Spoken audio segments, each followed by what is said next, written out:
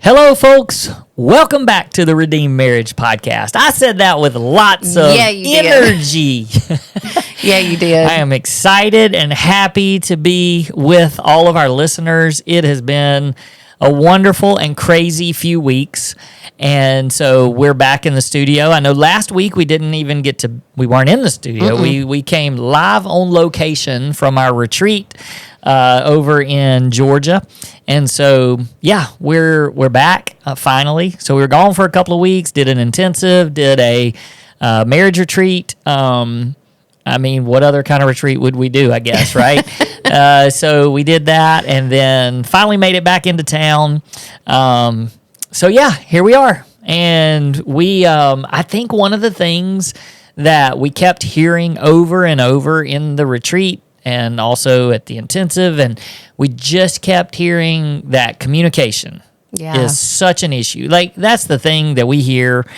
If you get a bunch of people in a room that are married and you say, what's your number one issue? They're going to all say communication for the most part, or at least some form of communication. But what we actually did, I don't remember if it was in the intensive or the retreat, but we took that and we said, what does that actually mean? What do you mean by What do you mean when you say that communication is your issue? Because I just feel like that a lot of times, like for men especially, because we're not good communicators, like we're not good at emotionally communicating. And so if you say, yeah, our communication is not good, I may be thinking something completely different. Like what? We communicate great. Yeah, or We've never left a kid at school. Right. Well, yeah, and that's probably what I would be thinking. Yeah. I'd be like, oh man, like when you say the trash needs to go out, I take the trash out.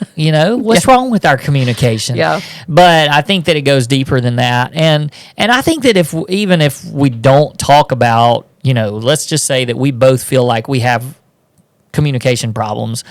What you say might be very different than even what I say. Mm-hmm. But I do think that every marriage, somewhere along the way, they think or they feel like there's something that feels like it's almost untouchable when it comes to let's talk about this. Or it's just like you have something that you feel like is really wrong in the marriage or really bothering. Maybe not even wrong, but it's just bothering you. But you just don't feel like you can bring it up and talk to me. And so then those conversations just never happen.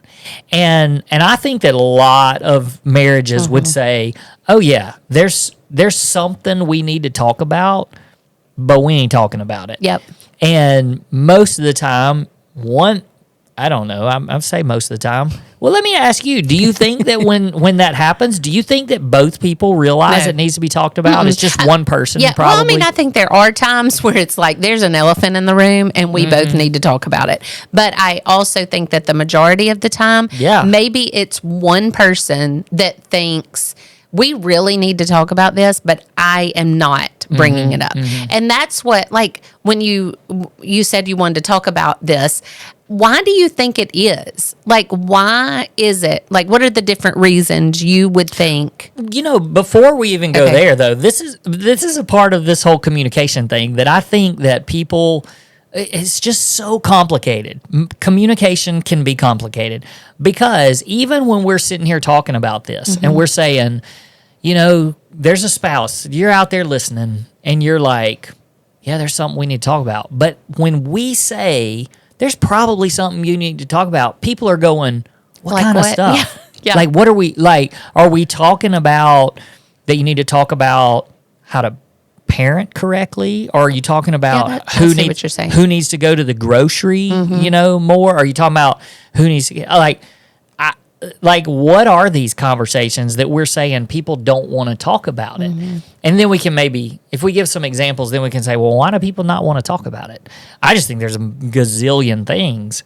And so, it's not just one thing that we're throwing out there. It's like, Well, so you're asking me. Yeah, let's just throw out what are some things that we think that I was having a moment there. What are some things that people might just be holding back and scared to communicate? I think physical intimacy. is, your sex life. I think that's, one thing people don't want to talk about. Is spiritual. Like, I think that, like, you hear people, the husband should be the spiritual leader of the family, and what that actually looks like, and if he thinks he's doing a good job, and if she thinks he's doing a good job, and what that actually could mean. I think those are two really big ones. You mentioned parenting, different ways of parenting, and we just don't really talk about it. They ate and went to bed today, so and got to school, so we're good. What else? I mean, just like if there's something that I feel like you're not pulling your weight around, like in the marriage, not just like I'm the one doing all the work.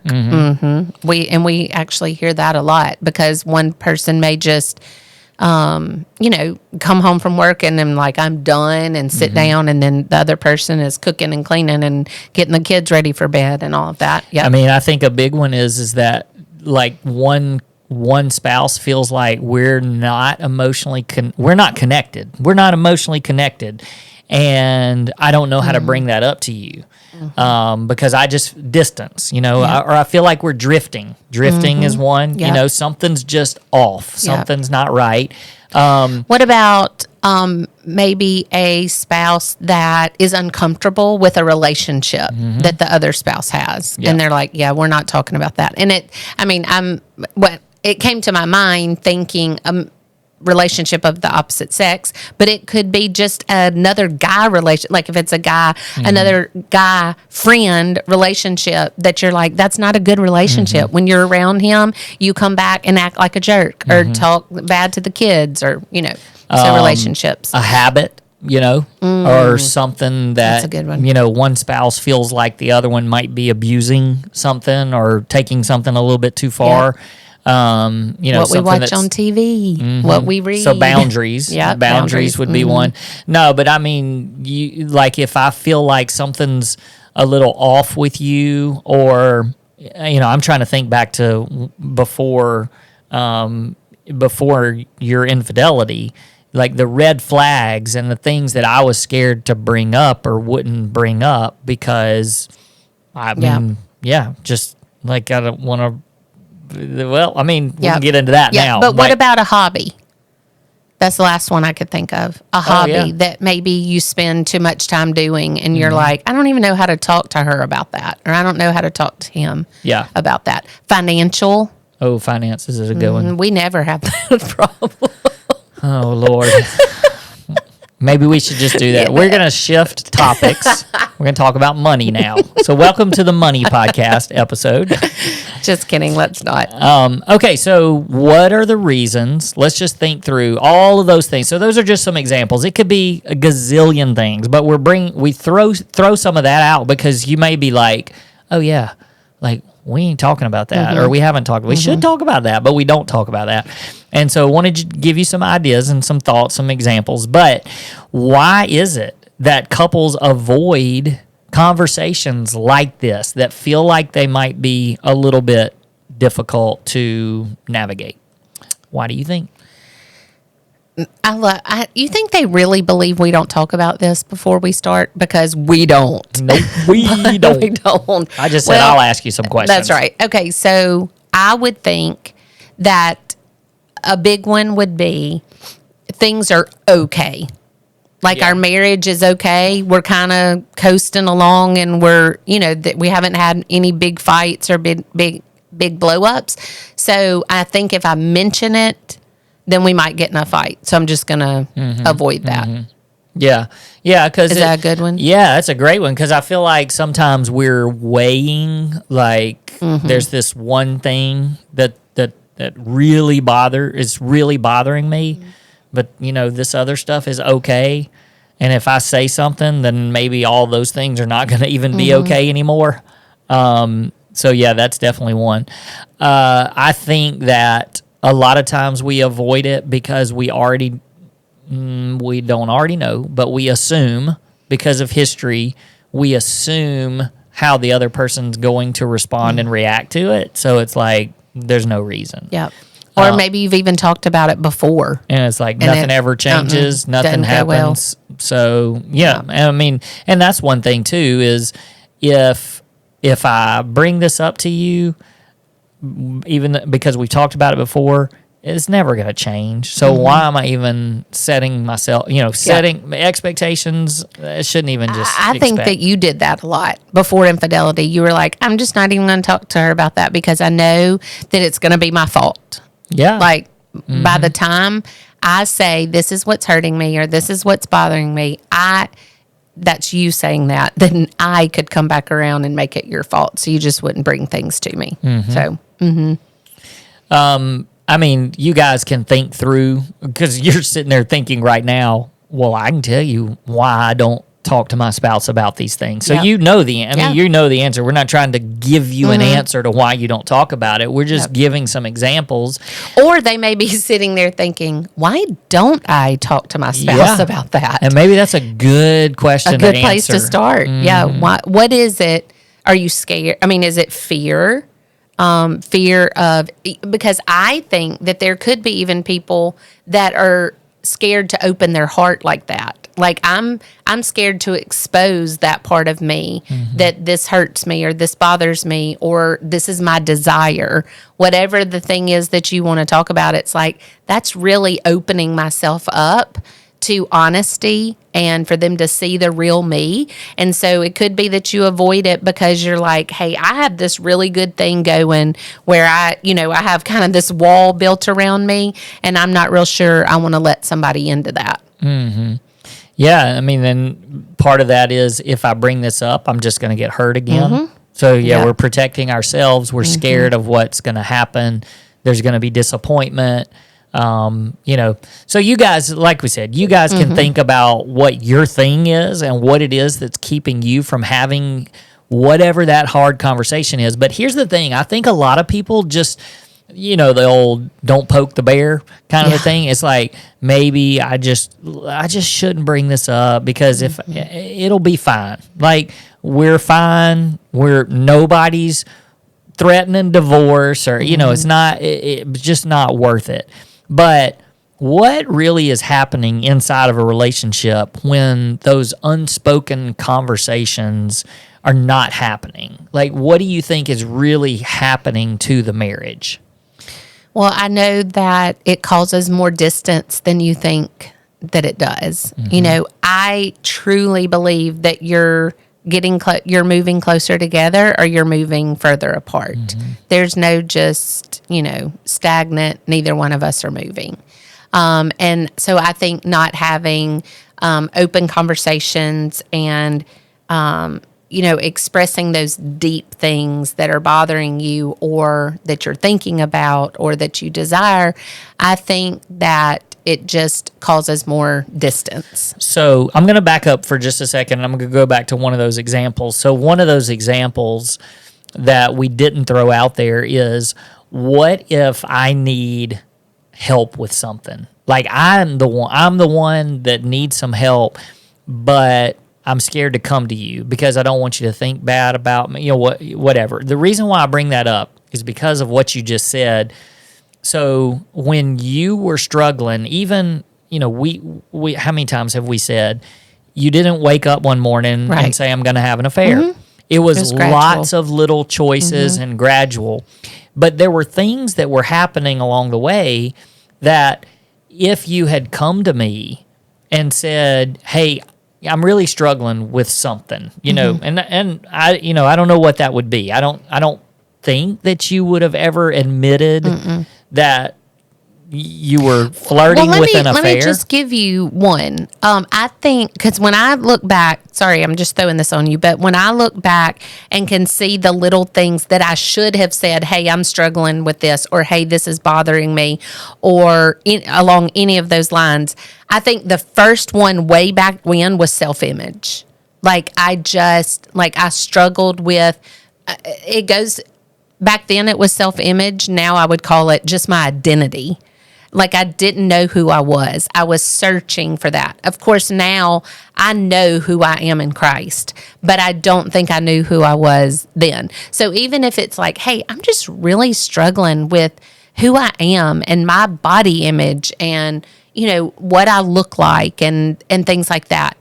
That would have been something that I should have come to you a long time ago, but I just didn't because it felt silly. It felt why would I go to him about that? Because he's just going to say, you're beautiful. You're the most beautiful person in the world to me because, that's what you say.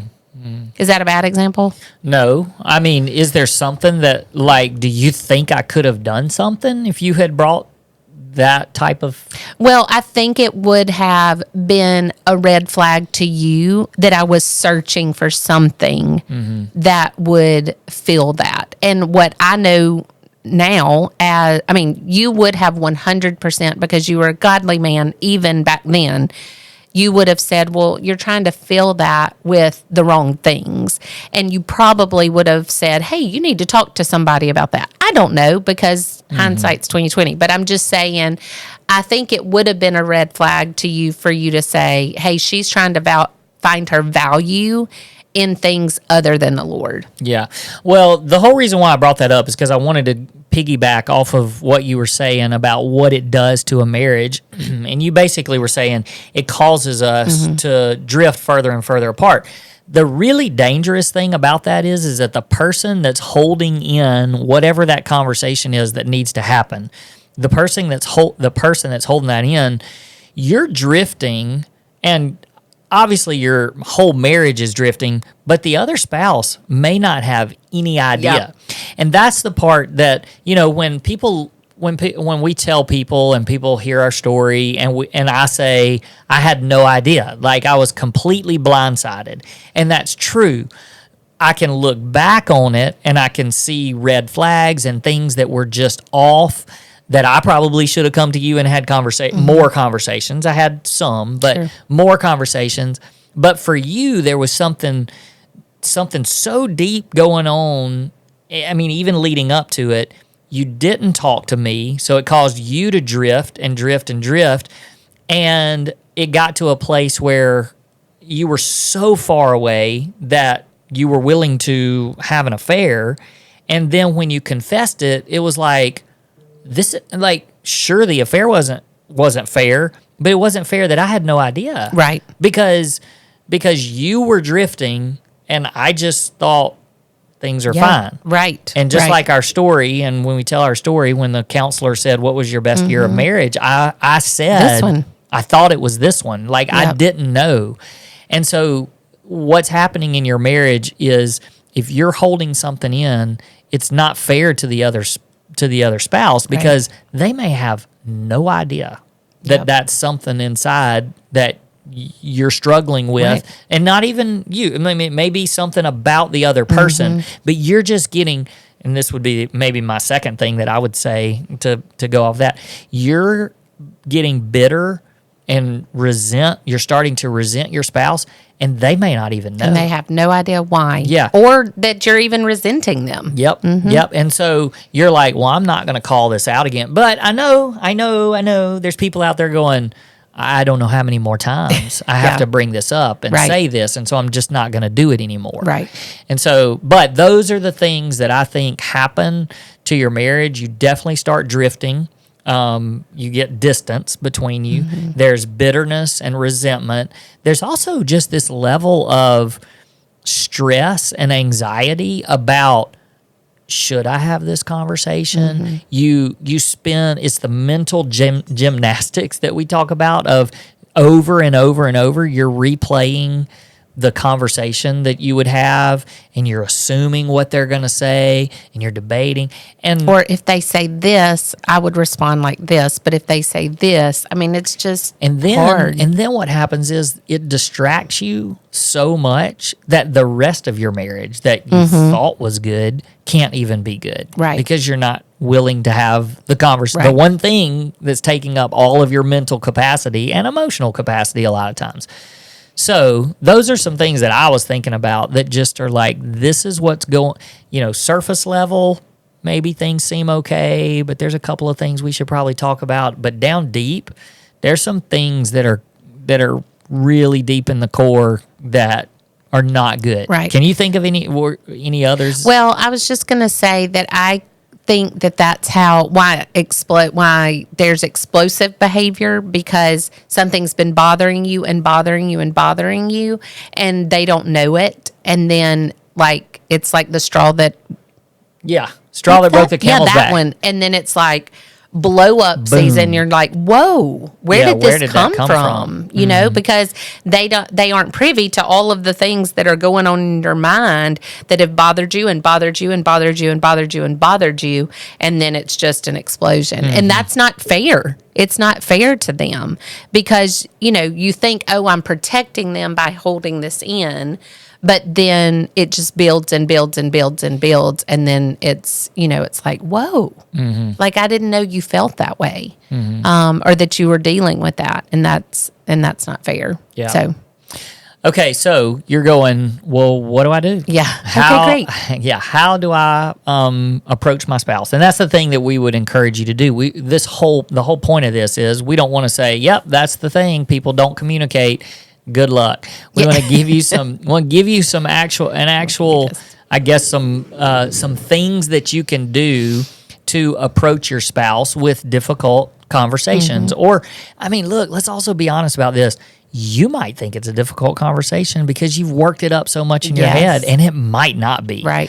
So let's just throw out some things. And I actually texted you before this, and I said, here's what our topic's going to be. Yep.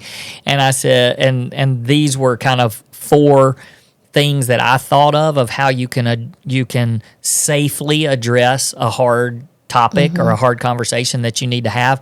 But you can add to this. These were just 4 things that I thought about. So I'll name them or say one, and then we can talk about it a little bit. So the first one is, you led right into it because you said sometimes it grows and grows and grows inside and festers up, and then it just kind of blows up.